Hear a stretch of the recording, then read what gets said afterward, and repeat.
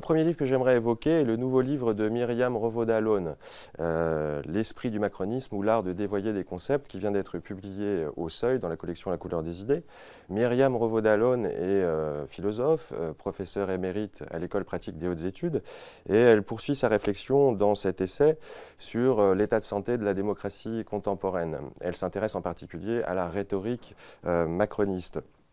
C'est un livre extrêmement important parce que il montre comment, à travers les expressions fétiches, à travers le vocabulaire totem du macronisme, se révèle finalement une conception managériale de la société, du pouvoir, de l'individu.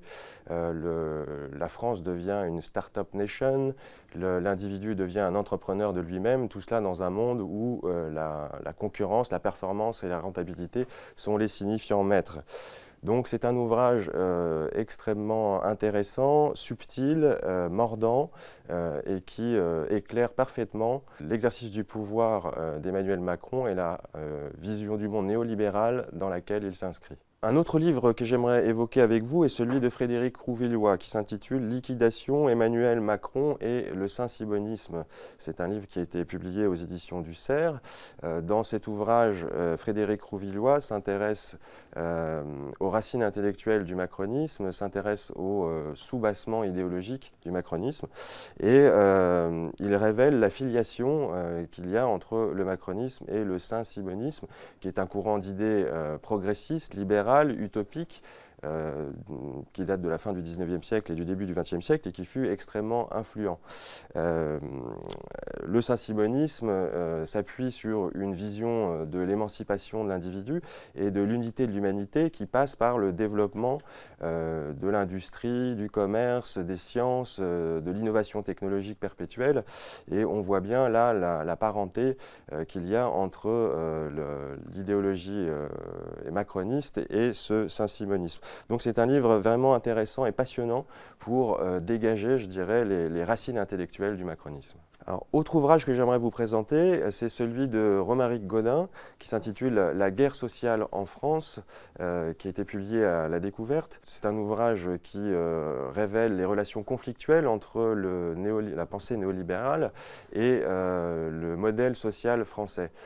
C'est un livre qui montre que le néolibéralisme n'a jamais pu s'imposer totalement, entièrement en France, du fait des résistances du corps social, et que le quinquennat Macron est perçu par le capitalisme français comme un moment de rupture où il s'agit d'en finir définitivement avec les singularités et l'exception française.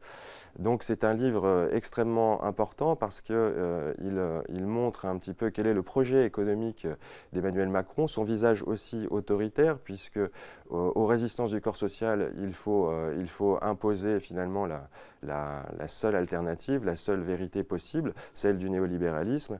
Et donc c'est un livre qui montre aussi que le macronisme porte en germe une guerre sociale en cours et à venir.